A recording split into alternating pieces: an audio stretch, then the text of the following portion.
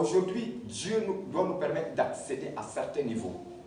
Parce que la fin arrive. Et quand la fin arrive, le travail du diable s'accélère. Le diable, il sait qu'il n'a plus de temps. Les seules personnes qui pourront le résister, ce sont les hommes spirituels, qui sont dans certaines dimensions. C'est pourquoi Jésus ne faut pas nous laisser en bas. Il faut aussi nous amener là où il avait amené les gens. Parce que quand Jean quitte là-bas, avec tout ce qu'il a vu, il va trembler devant qui? Si Dieu t'avait montré ce qu'il avait montré à Jean, même devant le président, tu ne trembles pas. Parce que tu viens de quelque part qui est purement haut. Tu viens de quelque part qui a vu des choses que le président n'a jamais vues à l'œil nu.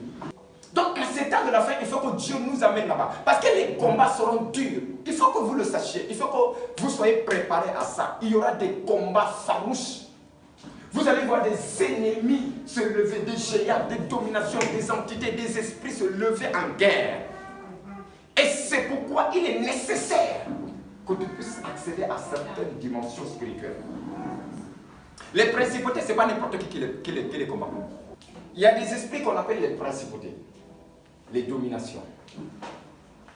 Ce sont des esprits qui opèrent dans une dimension très catastrophique.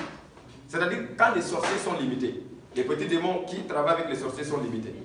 Ils font appel à ces principautés. Peut-être qu'il y a quelqu'un qui est ici qui est bloqué. Ce n'est pas le petit sorcier de la famille qui t'a bloqué. Il a essayé, ça n'a pas marché. Il a fait appel aux principautés et aux dominations. Maintenant, si tu es bloqué par une domination, ce n'est pas n'importe qui peut te libérer. Il faut quelqu'un qui a la même expérience que Jean. Parce que quand Jean passe au ciel et il descend sur la terre, il comprend des codes que les autres ne comprennent pas. Il connaît des mystères que les autres ne comprennent pas. Parce qu'il a un ange à côté qui est en train de lui expliquer chaque étape de la vision. Et il dit à Jean, écris, et grave ça, c'est ça. Si Jean n'avait pas écrit, on n'allait pas recevoir ça. Mais aujourd'hui, à travers le livre de l'Apocalypse, je peux voir le ciel. Je connais ce qui se passe au ciel. Je vois comment est le trône de Dieu. Et je sais comment ça se passe là-bas au ciel. Et à travers l'Apocalypse, tu peux savoir tout ce qui se passe là-bas. Jean a tout vu. Moi, en fait, je bénis Dieu pour la vie de Jean. Je bénis Dieu pour le ministère de Jean. Mais moi aussi, je ne veux pas me limiter à ce que Jean a vu. Je veux aussi voir. Et tout enfant de Dieu doit avoir cette passion. Je veux aussi monter au niveau où Jean était. Si Jean a pu aller là-bas, pourquoi pas moi?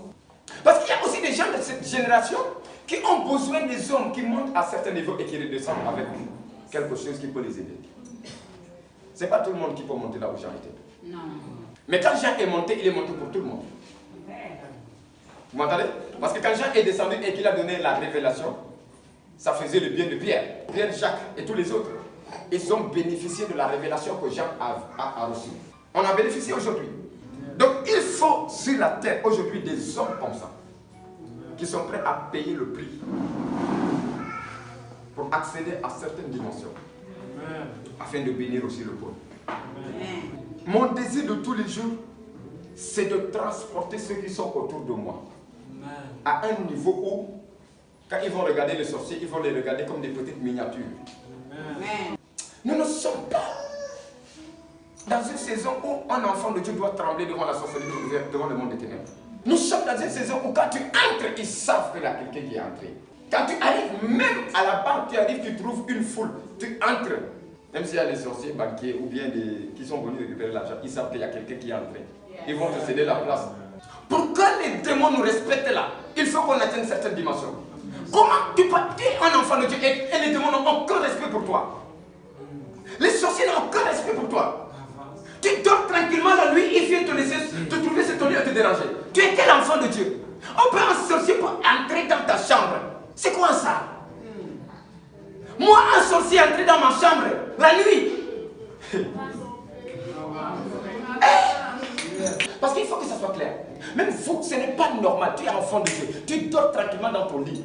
Pendant que tu as travaillé toute la journée, tu dois te reposer pendant la nuit, après avoir prié.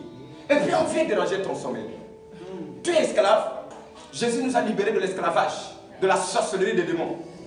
Avant, oui, avant que nous connaissions ces choses, on était des esclaves du diable, des démons, des sorciers, ils pouvaient nous manipuler n'importe comment. Mais maintenant que Jésus nous a affranchis, ce n'est plus normal.